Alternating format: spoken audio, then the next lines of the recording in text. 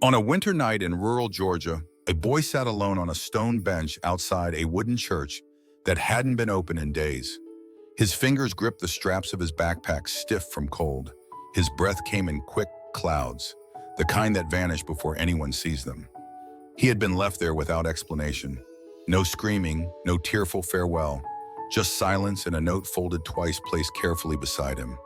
Micah didn't cry, not because he wasn't hurting, but because the ache in his chest had sunk too deep for tears.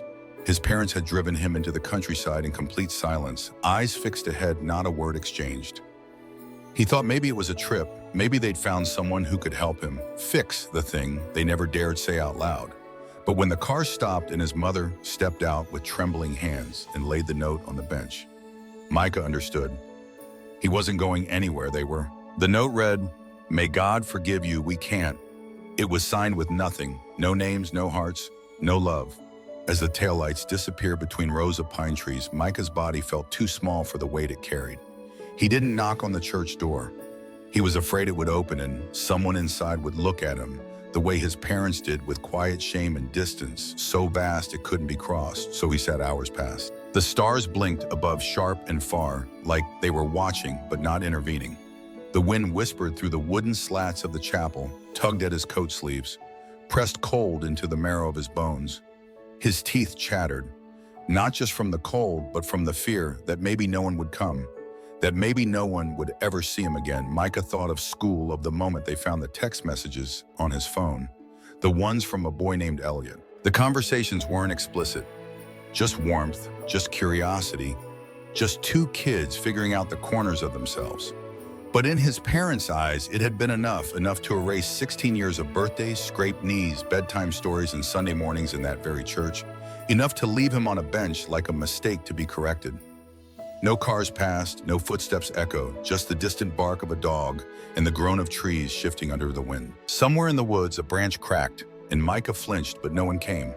He wrapped his arms around his knees and told himself he would stay awake, that if he fell asleep, he might never wake up. He thought of the last thing he heard his mother say, something about praying for him, but if this was what prayer looked like, he wasn't sure he wanted it. His lips were blue by dawn, his fingers numb. But he had held on to one thought repeated like a quiet drumbeat through the night. Please, someone, see me. Micah didn't know it yet, but that night would become the beginning of everything, of who he'd fight to become, of the people he'd meet and the ones he'd let go of. But for now, all he had was the cold, the silence, and the echo of a door that never opened. And sometimes that's exactly where the story starts. Not when someone saves you, but when everyone else turns away. If this story has already touched something in you, stay with us, because what happened next changed not just Micah's life, but many others. Subscribe to Heartstories for the rest of his journey, one of survival, healing, and the meaning of family redefined. The morning light didn't arrive in warmth. It arrived in silence, pale and indifferent, casting long shadows across the frost-bitten steps of the old church. Micah's legs had gone numb. His lips cracked. He hadn't moved for hours, too afraid that if he left the bench, he'd miss his chance for what he wasn't sure. A rescue, a reversal, a miracle. It wasn't any of those things. It was Ruth. She came walking down the narrow gravel path just after sunrise, carrying a paper bag of peach preserves tied with twine meant for the priest who hadn't shown up in weeks. She was in her 60s, maybe older, though time had written on her face in kindness more than in years. Her steps were steady. She wore a red knitted scarf, soft and frayed, and her hands looked like they'd lifted 1,000 things heavier than they should have had to. She saw Micah before he saw her, and she didn't panic. She didn't ask what he was doing there or demand a name. She didn't call the police or fumble for her phone. Instead, she simply paused, let the moment breathe, and in a voice as gentle as weathered hymnals said, "It's cold, baby. Let me get you something warm." Micah didn't speak. Couldn't really. His throat felt thick, like every word he tried to swallow back all his life had gotten stuck there. Ruth took off her scarf and wrapped it around his shoulders. It smelled like cinnamon in old books. She didn't ask why he was there. She didn't even ask who he was. She just said, "Come on," and held out her hand. They walked in silence. Her house was small, wooden, nestled near a line of trees that bordered a frozen creek. There were wind chimes by the porch that sang quietly even without wind. Inside, it was cluttered but clean and warm in the way that only old places can be. She ladled soup into a cracked ceramic bowl and pushed it toward him without a word. Micah stared at the bowl, then at her own. "You allergic to anything?" she asked. He shook his head. She didn't sit across from him. She busied herself by the stove, humming a tune he didn't recognize.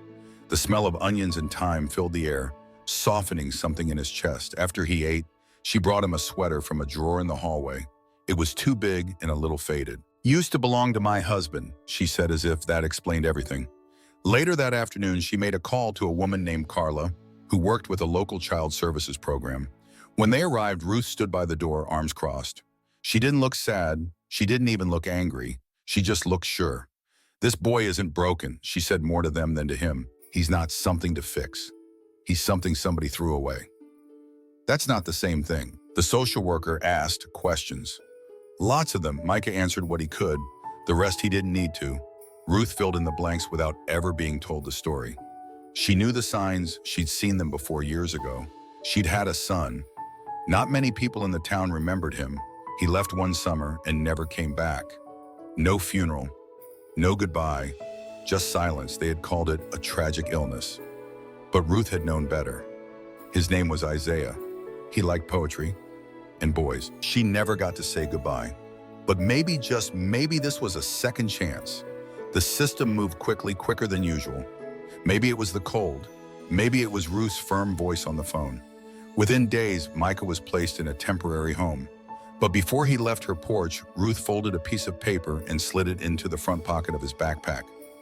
"Don't open it now," she said, "but keep it, just in case you forget." He kept it, never even peeked. Just knowing it was there gave him something to hold on to. Micah never saw Ruth again that winter, but her house never left him. Not the soup, not the sweater, not the scarf, and especially not her voice saying, "He's not broken, he was just thrown away." It would take years for him to truly understand what that meant. But that morning, in a little wooden house with mismatched chairs and wind chimes in the trees, something shifted. Not the world, not the weather, not his parents' hearts, but something in Micah himself. Someone had seen him and they had not looked away. Micah's first foster home smelled like pine disinfectant and microwave dinners. The walls were thin, the bedrooms shared. The couple who took him in weren't cruel, but they were tired of the system of teenagers, of heartbreaks. They hadn't chosen. They gave him rules, a bed, a schedule, and space. Lots of space. It was more than some kids got, and Micah learned not to expect more. He didn't talk much, not because he didn't want to, but because the words still sat like stones in his mouth. He didn't tell them about the bench, the church, or the note. He didn't talk about Ruth, or the soup, or the sweater. He slept in every night like armor. He kept the piece of paper she gave him tucked inside his backpack between his textbooks and a pair of socks that no one had claimed. He never opened it, but he never took it out either. At school, he kept his head down, sat in the back, answered when called on. Never volunteered. Still, teachers noticed him. One saw his perfect scores on the weekly writing prompts. Another saw the way he flinched whenever someone touched his shoulder. He wasn't invisible, not really, but he knew how to make people look without looking too closely. In time, he was moved again. Then again, some homes were better than others. Some had other kids, some didn't. One had a teenage boy who spat slurs under his breath, then tried to apologize with stolen candy bars. Another had a woman who let him choose dinner every Friday night as long as it was under $10. She made him feel like his opinions mattered. For a while, that was enough. Still, the question of why lingered in the quiet moments. Why had the people who raised him, who once tucked him into bed and kissed his forehead on Sunday mornings, chosen to leave him on a bench in the cold? And not because of something he'd done, but because of something he was. He carried that question with him like a bruise that never faded, even when the skin healed. But alongside the question, something else had begun to grow. In high school, a counselor introduced him to mock trial. Micah didn't think he'd like it. He hated public speaking. But something happened when he stood in that classroom and spoke for someone who couldn't. The nerves didn't vanish, but they took shape, became fuel. He could argue not for himself, but for someone else. And when he did, people listened. He joined the team, then led it. He began to speak more, not just in courtrooms, but in classrooms, at panels, at gatherings for LGBTQ+ youth who were navigating the same fears he once had.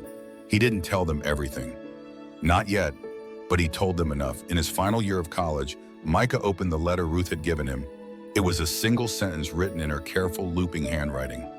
"You are not something to fix. You are something to love." He read it twice, then folded it back along the creases and placed it in his wallet.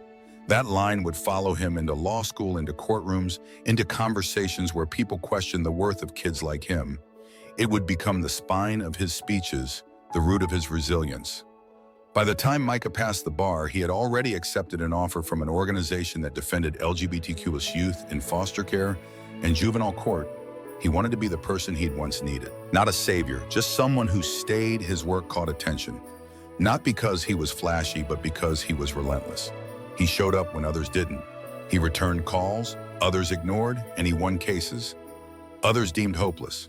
Judges began to recognize his name. Journalists started quoting his words. One night on national television, he received the Voice for Youth Award, a recognition given to those who turned pain into progress. When asked who inspired him, he didn't hesitate. "There was a woman who found me on a bench in the middle of nowhere," he said. "She gave me soup, a sweater, and a line I've carried with me ever since. Her name was Ruth. She called me son when no one else did." The audience applauded. But Micah didn't smile for the cameras. He smiled because somewhere in Georgia, beneath a wind chime porch and a peeling red mailbox, he hoped Ruth might have still been watching. He didn't owe her his life. But because of her, he'd learned that it was worth something, and that was more than enough. The envelope arrived like any other. No return address, no special markings. Just another case in the stack that crossed Micah's desk every Monday morning at the nonprofit legal center. He had handled dozens like it before: medical petitions, housing appeals, custody battles. The kind of paperwork that arrived heavy with stories no one ever bothered to hear. But when he opened the folder, the name stopped him cold. Janice and Thomas Walker. The same handwriting, the same tight formal script his father used when signing church checks. His mother's maiden name neatly written under spouse. The application was a request for legal assistance, help navigating medical aid programs after a terminal diagnosis. The applicant, Janice, was seeking urgent counsel to avoid losing her home and access to care. The forms were desperate, clipped full of the language of people who didn't know how to ask, but had no one else left to turn to. Micah closed the folder slowly. It had been over a decade since he'd seen their faces. No letters, no calls, not even a name mentioned in the wind. In some ways, he had imagined them gone, faded into the backdrop of the life he no longer belonged to. But there they were, in need and sitting unknowingly at the door of the son they once abandoned without a word. He didn't tell anyone, not yet. Instead, he scheduled the intake appointment himself under a neutral case number. No assistant, no heads up, just a date, a time, and a chair across from him in a small meeting room on the 7th floor, where he kept the lights soft and the windows open. When they entered, they didn't recognize him at first. His mother walked with a cane. Now her shoulders slumped, face pale. His father held the door quieter than Micah remembered, thinner too. They sat across from him, eyes weary, but still searching for authority. Someone to guide them through the maze they'd found themselves in. Someone professional, someone neutral. Micah didn't say his name. He simply slid a single item across the table. A piece of folded paper, old, yellowed slightly at the corners. His mother picked it up first, and as her fingers traced the creases, her breath caught. Her lips parted, but no sound came out. His father didn't move, but his eyes, once sharp and full of certainty, trembled. On that paper were the exact words they had left behind. "May God forgive you, we can't." Micah spoke for the first time. "I don't need God's forgiveness anymore," he said quietly. "But what about you?" Silence stretched thin across the room. His father opened his mouth. Whether to apologize, to explain, or to deny, Micah never let it form. He raised a hand gently, not out of anger, but closure. "You left me on a bench outside a locked church with no more than a note and a prayer. Not because I hurt anyone, not because I broke something, but because I existed in a way you didn't understand." His voice didn't rise. It didn't need to. It carried the weight of years spent silenced, erased, rebuilt. "I survived without you. I became what I am without you. And now you're asking me to guide you through something painful and unfamiliar because you don't know who else to turn to." The irony isn't lost on me. Still, he didn't deny them help. Micah explained their options clearly, professionally. He printed the necessary forms, made the calls, filed the paperwork. He connected them with resources, expedited their review, and ensured his mother's treatment would not be delayed due to financial strain. He even arranged transportation to her appointments, but he kept the line drawn when they tried to reach out beyond that, asking how he'd been, if he still lived nearby, if he had children. He simply smiled and said, "I believe we're done for today." There were no second chances. No sweeping reconciliations, just boundaries, clear, firm, and long overdue. He watched them leave that building as strangers, just as they had left him that night, with the sky full of stars and a note too heavy for a child to carry. But this time he wasn't the one sitting in the cold. And as the elevator closed, Micah let out a breath he didn't know he'd been holding since 16. He had nothing left to prove. The road back to Georgia felt both unfamiliar and intimate. The town hadn't changed much. Same uneven sidewalks, same steeples reaching quietly toward a sky that no longer frightened him. But this time Micah wasn't returning as the boy they abandoned. He came home as a man who had rebuilt himself from everything they tried to discard. He didn't drive past the old church. He had no reason to. Some ghosts are better left uninvited. Instead, he followed a smaller road out near the woods, where the wind still rustled through the same tall pines and the porch chimes still rang their soft, familiar music. Ruth's house stood weathered but proud. The paint peeled more now, and one shutter hung loose at the hinge, but it looked just as he remembered, like somewhere you could exhale. She sat on a rocking chair out front, wrapped in a heavy shawl, her eyes squinting into the afternoon light. She didn't rise when he approached, but her lips curved into something warm and worn. "Took you long enough," she said, her voice a little thinner, a little slower, but unmistakably hers. Micah knelt beside her. The last time he'd knelt like that, he'd been trembling from cold. This time he took her hand with steadiness and grace. "I came to ask you something," he said, "not a favor, a choice." He pulled out a folder already notarized. Legal, of course. He had made sure of that. The forms were simple but powerful: adult adoption, post-emancipation. A symbolic gesture more than anything. But for Micah, it was everything. "I want you to be listed as my parent in every document that matters. I want your name beside mine. Not because I needed saving, but because when no one else saw me, you did, and you didn't turn away." Ruth's hands shook slightly as she lifted the pen. She didn't cry. Neither did Micah. Some moments are too sacred for tears. That night, they shared dinner at her tiny table-colored greens cornbread and the kind of fried chicken that made you believe in healing. They didn't talk much. They didn't need to. The silence between them wasn't hollow anymore. It was whole. In the months that followed, Micah's name changed on his legal records. Not to erase the past, but to honor the person who had stood in when the past failed him. Micah Evans, her name, his choice. And when a teenage boy named Louis arrived at the center, a quiet, guarded kid with nowhere to go, and bruises he wouldn't explain, Micah didn't ask questions. He just offered soup and a room, and a scarf pulled from a drawer in his office, the same red one Ruth had once wrapped around his shivering shoulders years ago. Louis flinched at the touch, then stilled. Micah looked him in the eyes. "You're not broken," he said. "And you're not alone." And in that moment, the bench outside the church, the note, the silence, it all felt distant, not gone, but smaller, powerless against what he had become. Because family isn't who you're born to. Family is who sees you when no one else does and stays. And some names aren't given. They're chosen. What would you do if the person who saved your life had no obligation to do so? Only Love Micah made a choice. Ruth did too. And now so can we. If this story moved you or reminded you of someone who once saw your worth when no one else did share it, leave us a comment below. Who is the Ruth in your life? And don't forget to subscribe to Heartstories for more powerful journeys of love, resilience, and the families we choose. Because here, no one gets left behind on the bench.